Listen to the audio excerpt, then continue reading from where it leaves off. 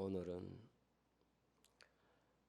은혜로운 삶을 위한 자세라, 이런 제목으로 여러분에게 말씀을 전하려고 합니다.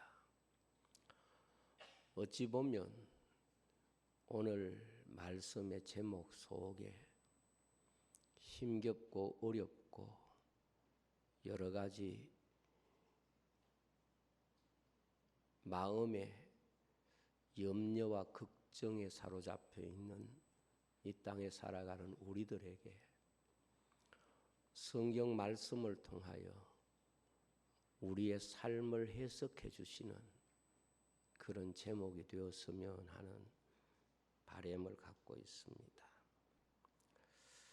사람이 실패하게 되는 이유 가운데 하나는 자신에 대한 이해가 부족하기 때문에 실패의 원인이 결국 자기 때문에 실패하게 되는 경우가 대부분일 것입니다. 내가 누구이며 내가 감당해야 할 사명이 무엇이며 내가 붙잡아야 할 가치가 무엇이며 내 자신의 삶의 이유가 무엇인가에 대하여 분명히 아는 사람은 자신에 대하여 바른 깨달음이 있는 사람은 어떤 삶을 산다고 하더라도 당당하게 살 수 있습니다. 사람이 자기 사명에 대하여 자신의 생명을 바칠 수 있는 가치관을 가진 사람은 자신의 삶에 대하여 누구 앞에서도 당당할 수가 있습니다. 그런데 내가 누구인가? 내 인생에 주어진 사명이 무엇인가? 내 삶의 진정한 가치가 무엇인가? 이 부분에 대하여 확신이 없는 사람은 자신도 자신을 설득하지 못하는데 자신의 삶이 당당할 수는 없는 것입니다. 성경의 믿음의 사람들을 정의할 때에 이들을 세상이 감당치 못했다고 말씀하신 이유는 적어도 믿음의 사람들은 자신의 목숨을 걸 만한 가치와 삶의 이유를 가지고 살았던 사람들입니다. 자기 믿음을 위해서는 모든 것을 포기할 수 있는 믿음에 대한 진정한 가치를 발견한 사람이기 때문에 세상이 감당할 수 없는 사람입니다. 주님은 천국을 발견한 사람은 그 가치와 기쁨 때문에 자기 밭을 팔 수도 있고 자신의 소유를 다 팔 수도 있다. 이것이 천국을 발견한 사람들의 삶의 당당함이라고 말씀하셨습니다. 종말이 가지는 가장 큰 불행은 미지근해지는 것입니다. 다르게 설명하면 자신의 삶을 바칠 수 있는 절대성이 그에게 전혀 없는 시대라고 말할 수 있습니다. 내가 무엇을 위해서 살아야 하고 내 인생에 무엇이 소중한지 모른 채 살아간다, 그런 뜻이기도 합니다. 바꾸어 말하면 자신이 자신에게 소중하다는 인식을 설명하지 못하기 때문에 자신의 삶이 언제나 위축될 수밖에 없습니다. 과거보다 잘 사는 것은 분명하지만 자신의 삶의 가치와 의미는 자기 스스로 자신에게서 발견하지 못하는 것입니다. 헌신이라는 말 자체가 무엇을 얻는다는 뜻이 아닙니다. 반대의 말입니다. 자기 자신을 드린다는 뜻입니다. 자기 자신을 드리지 않는 신앙은 어떤 방식으로도 하나님을 향한 신앙이라고 말할 수 없습니다. 신앙생활을 하는 사람들이 피해야 할 올무는 바로 자기 자신일 수 있다는 것을 항상 기억하고 있어야 합니다.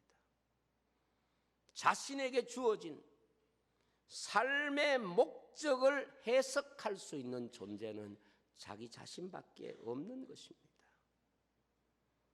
사람에게 불행은 무엇을 얻지 못했기 때문이 결코 아닙니다. 자신을 드릴 대상을 알지 못하고 있기 때문에, 자신을 드리는 대상에 대하여 확신이 없기 때문에 인생은 불행해지는 것입니다. 우리가 성경을 보면 누가 얻지 못해서 불행한 실패한 인생이 있습니까? 성경을 보면 결국 인생의 모든 실패란 자신의 삶과 자신을 드려야 할 때 자신을 드릴 대상에 대한 믿음이 부족했기 때문에 오는 것입니다. 우리가 부자 청년을 보면 그는 젊은 나이에 세상에서 얻을 수 있는 모든 것들을 대부분 얻었습니다. 그가 실패한 이유는 더 얻지 못해서 실패한 것이 아니라 자신을 드릴 수 있는 삶의 대상 앞에 자신의 삶을 드리지 못했기 때문에 실패한 인생이 되는 것입니다. 신앙생활을 세상으로 보면 신앙생활은 얻음을 위해서 존재하는 것이 아닙니다. 신앙생활은 자기 자신을 드리기 위해서 존재하는 것입니다.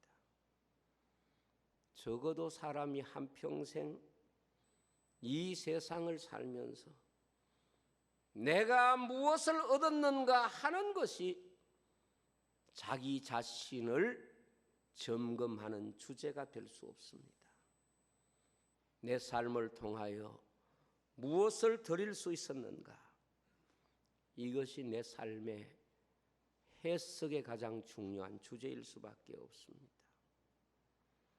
바꾸어 말하면 사명이라는 것은 얻음이라고 하는 방향성에 있는 것이 아니라 드림이라는 방향성에 존재하는 것입니다.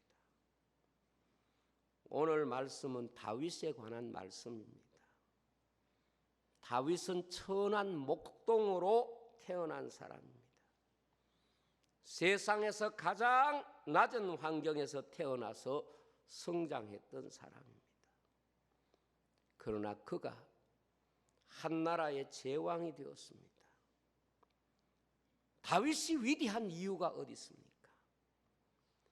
가장 약한 자리에서 가장 위대한 것을 얻었기 때문에 위대합니까? 아닙니다. 그렇다면 사울도 여전히 위대해야 되는 것이고 사울도 다윗과 같은 신앙을 인정받아야 되는 것입니다. 다윗이 위대한 이유는 자신이 목동으로 있든 혹은 제왕으로 있든 자신이 어떤 소유를 가졌든 어떤 위치에 있든 그 모든 삶의 자리가 자신을 드리는 삶의 구조를 지키고 있었다는 것입니다. 그가 목동 시절에도 자신의 삶을 드리는 삶의 구조를 가지고 있었고 제왕이 되어서도 여전히 그는 자신의 삶을 헌신의 도구로 사용했다는 것을 오늘 말씀하고 있는 것입니다. 하나님은 바로 그 다윗을 만날 때에 내 마음에 합한 사람이라고 말씀하셨고 그 다윗을 통하여 하나님의 뜻을 이루겠다고 말씀했습니다. 그러면 은혜로운 삶이 뭘까요? 첫째로 오늘 우리의 현재가 하나님의 은혜임을 알아야 됩니다. 오늘 2절 말씀에 보면 이렇게 되어 있습니다. 우리 다 같이 한번 읽겠습니다. 다윗이 여호와께서 자기를 이스라엘의 왕으로 삼으신 줄을 깨달았으니 이는 그의 백성 이스라엘을 위하여 그의 나라가 높이 들림을 받았음을 알미었더라. 다윗은 두 가지 깨달았습니다. 하나는 자신이 왕으로 된 이 사실이 하나님이 그를 왕으로 삼으셨다는 것을 깨달았고, 그가 다스리는 이스라엘이 하나님의 풍성한 은혜를 누릴 때에 하나님이 이스라엘을 위하여 주신 은혜인 것을 알았다, 이렇게 말씀하고 있습니다. 다윗은 여호와께서 자기를 이스라엘 왕으로 삼으신 줄을 깨달았다, 이렇게 말씀하고 있습니다. 아주 중요한 말씀입니다. 우리는 신앙을 대단한 것에서 찾으려고 해서는 안 됩니다. 신앙생활에 실패한 사람들의 대부분이 어떤 취약점을 갖고 있는가 하면 대단한 것에서 하나님의 은혜와 사랑을 해석하려고 하는 이런 생각들을 가지고 있습니다. 그러나 다윗처럼 오늘 나 현재, 오늘 나 자신이 바로 하나님의 은혜라는 것, 오늘 현재가 바로 하나님이 주신 시간이고 하나님이신 은혜라는 이 사실을 고백하는 것이 은혜로운 삶의 첫 번째 주제라고 볼 수 있습니다. 오늘 내 삶에서 하나님이 주신 은혜를 감사하고 하나님이 우리에게 주신 사랑을 감사하는 것이 오늘 다윗이 말한 그대로 깨달았다 하는 말입니다. 깨달았다는 것은 큰 것 때문이 아니고 놀라운 것 때문이 아니라 오늘 자체가 하나님의 은혜라는 사실을 고백하고 깨닫는 것이 하나님의 은혜를 깨닫는 것입니다. 내 삶을 하나님 안에 두고 생각하는 것입니다. 지금 내 삶을 가지고 하나님의 은혜를 말할 수 있어야 됩니다. 여러분들이 어떤 상황에 있더라도 지금 내 삶을 가지고 하나님의 은혜를 말하는 것이 하나님을 깨달은 삶이라는 것을 표현하는 것입니다. 다시 말하면 지금 나의 삶에서 하나님의 뜻을 신뢰하는 믿음이 있어야 합니다. 지금 내 삶이 어떤 삶이든지 내 삶에 대하여 하나님이 주권을 가지고 있음을 믿어야 합니다. 이러한 믿음이 중요한 이유는 내가 무엇을 하느냐보다 왜 하느냐 하는 물음이 중요하기 때문에 그렇습니다.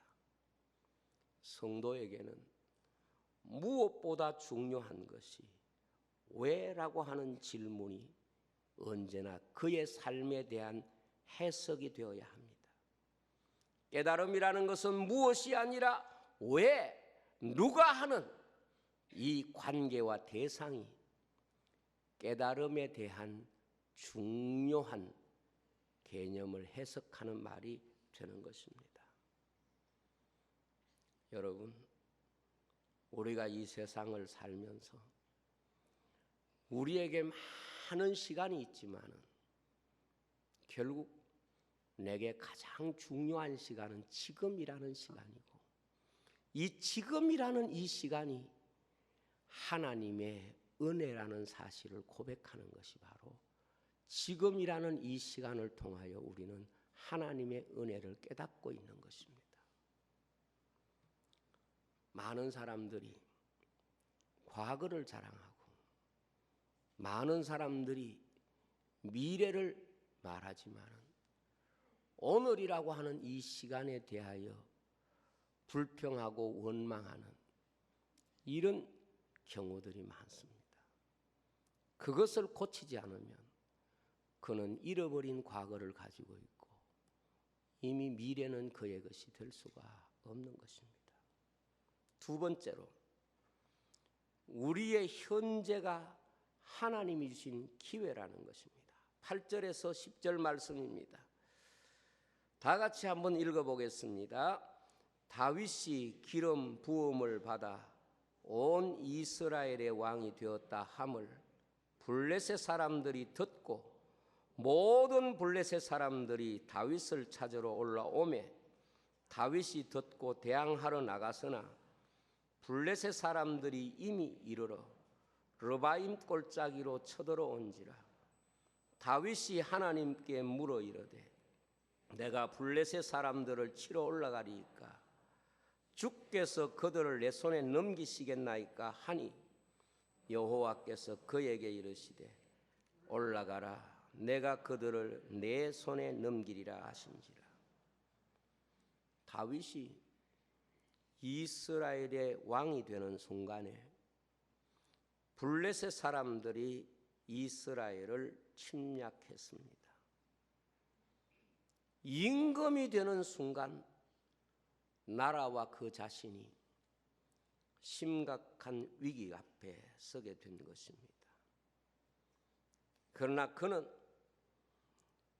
임금이 되는 그 순간 왜 하필이면 임금이 되어서 아직까지 군사도 정비되지 않고 상황도 아직까지 다 파악되지 않는 이 시간에 블레셋 모든 사람이 쳐들어온단 말이냐, 이렇게 생각할 수 있지만 그는 하나님 앞에 기도하고 이 전쟁에 대하여 하나님 앞에 물어보게 됩니다. 그때 하나님이 다윗에게 주신 약속이 뭔가 하면 이것은 너에게 불행이 아니라 너에게 준 기회다. 올라가라. 이것이 하나님의 약속입니다. 다윗은 기도 응답을 받고 블레셋을 진멸하고 승리했습니다. 분명히 상황은 위기였습니다. 그러나 현재라고 하는 상황이 위기임에는 틀림없지만 하나님 앞에서 믿음으로 설 때의 위기는 하나님이 그에게 주신 기회였습니다. 사람 보기에는 삶이 여러 가지 얼굴이 있지만 우리의 현재의 삶이라고 하는 것은 내가 믿음에 서면 그 삶이 어떤 삶이든지 기회로 바꿔진다는 것을 우리에게 보여주는 것입니다. 사람에게 기회라고 하는 것은 참으로 신비한 겁니다.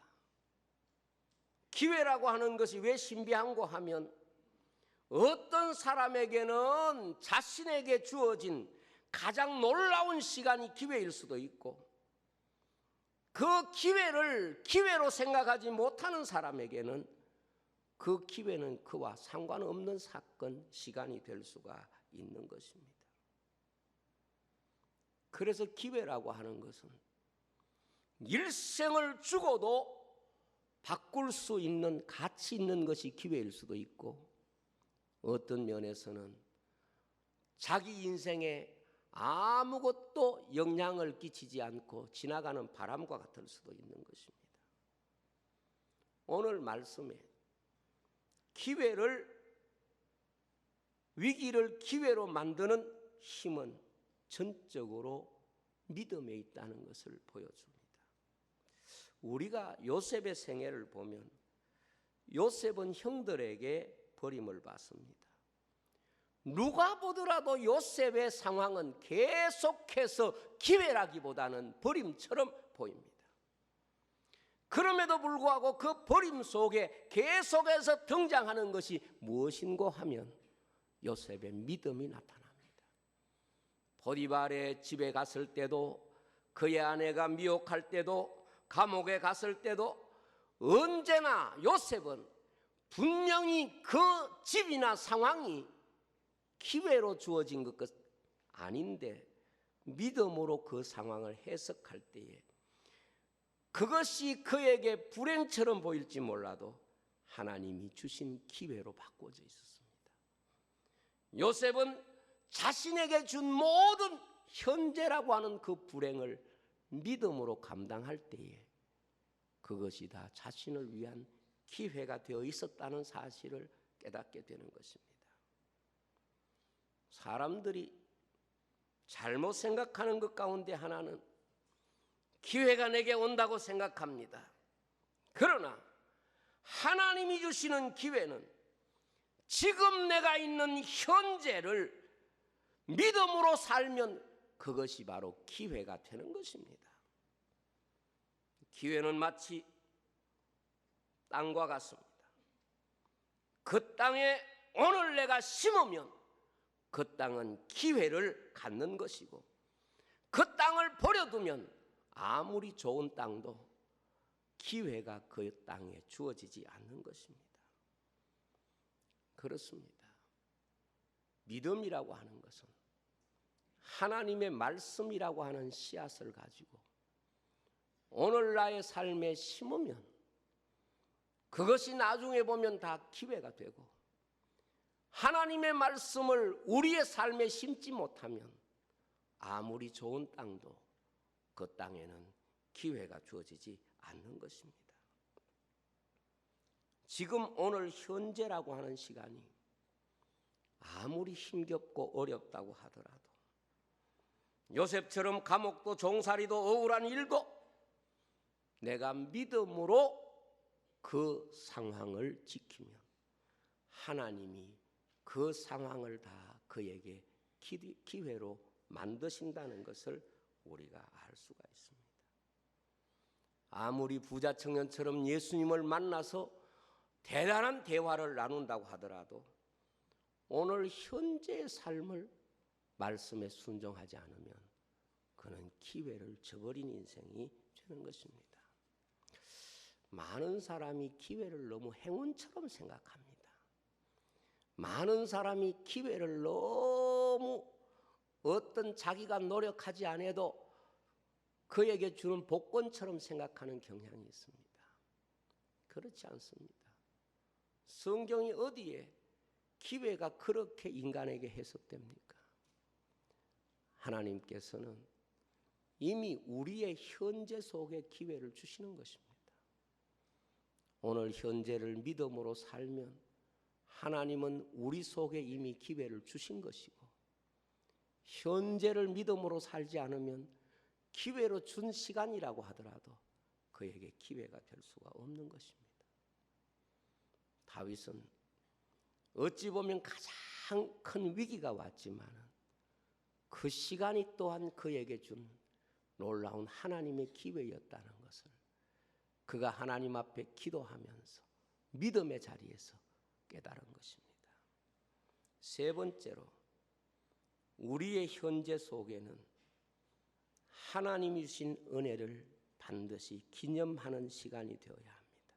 11절 말씀을 보면 우리 같이 읽겠습니다. 이에 무리가 바알 브라심으로 올라갔더니 다윗이 거기서 그들을 치고, 다윗이 이르되 하나님이 물을 쪼갰같이 내 손으로 내 대적을 흩으셨다 하므로 그곳 이름을 바알 브라심이라 부르니라. 블레셋 사람이 그들의 우상을 그곳에 버렸으므로 다윗이 명령하여 불에 사르니라.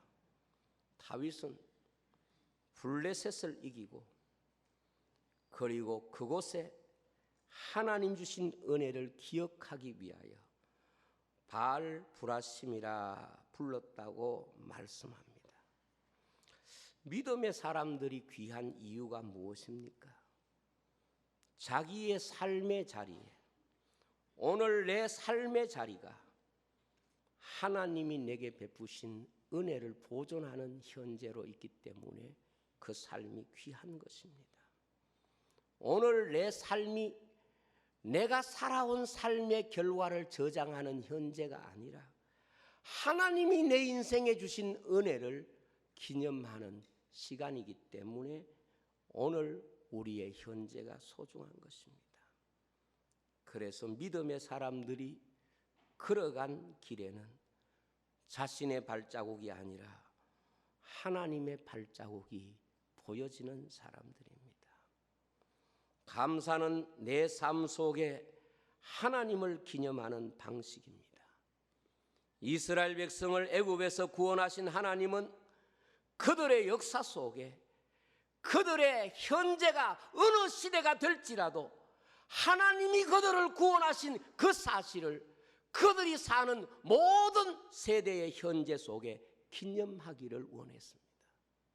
그것이 바로 유월절 절기고 그것이 바로 오순절과 장막절을 지키게 하신 이유입니다.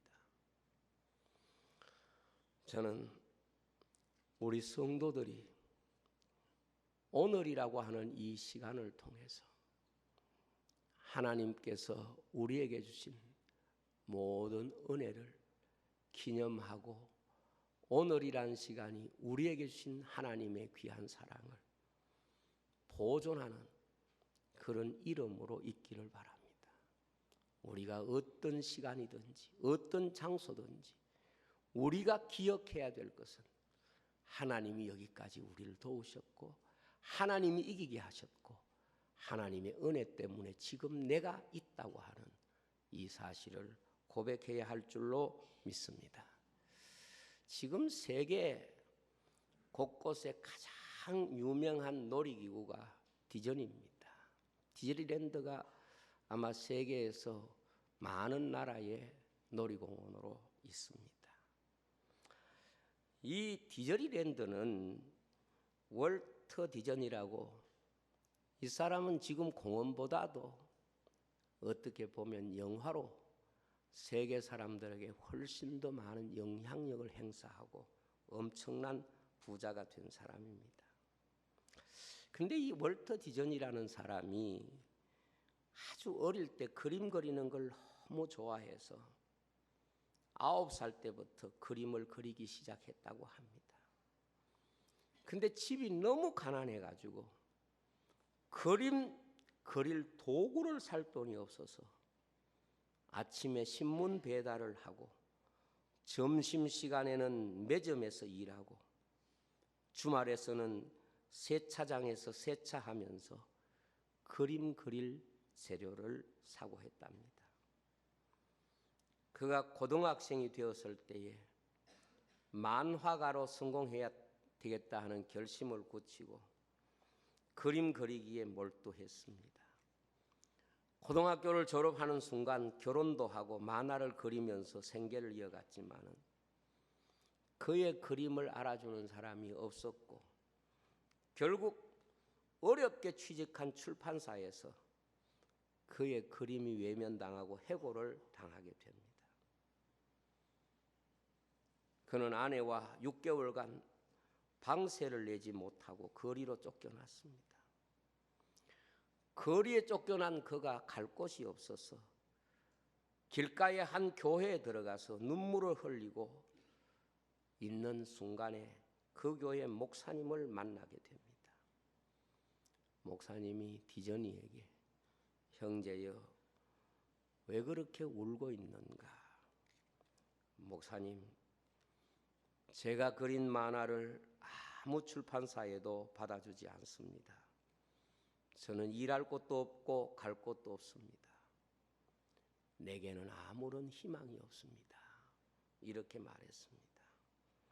그때 목사님은 그에게 히브리서 10장 38절의 말씀으로 위로를 주면서 모두가 다 당신에게 관심을 갖지 않을지라도 하나님이 당신에게 관심을 갖고 계신다는 것을 기억하십시오.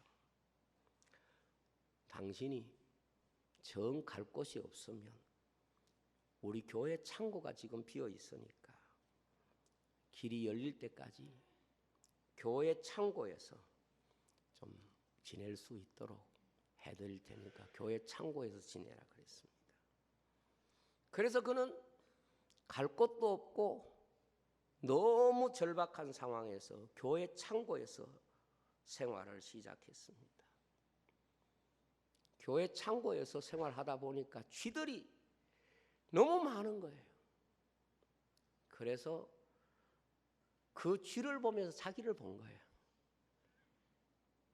그 힘없는 생쥐, 그걸 보면서 자신의 모습을 느낀 거예요. 그러면서 그 생쥐를 그리기 시작한 거예요. 그리고 그 생쥐의 이름을 미키라고 그의 아내가 이름을 지었어요. 그래서 인류 최초의 동물 캐릭터 미키마우스가 시작이 됐다고 하는 거예요.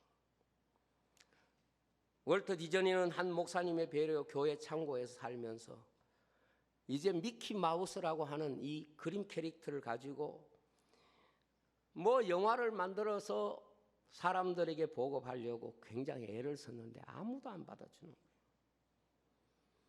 그가 얼마나 사람들을 찾아다녔느냐 하면 320곳 은행과 투자자를 만났다고 합니다. 25살의 월터 디즈니라고 하는 회사를 창립했지만 55세가 되었을 때 30년이 지났을 때 비로소 그의 꿈을 인정하는 한 은행의 지점장을 만나게 됩니다. 그래서 그 은행의 지점장이 그의 꿈에 투자를 해줍니다. 그는 그동안에 5번이나 부도가 났습니다. 그래서 디즈니랜드가 사막 가운데 세워졌을 때 사람들은 비웃었지만 그것이 정말 미국 사람들에게 굉장히 호응을 얻어서 거부가 되고 지금은 세계적인 기업이 됐어요. 제가 그걸 이야기하려고 하는 게 아닙니다.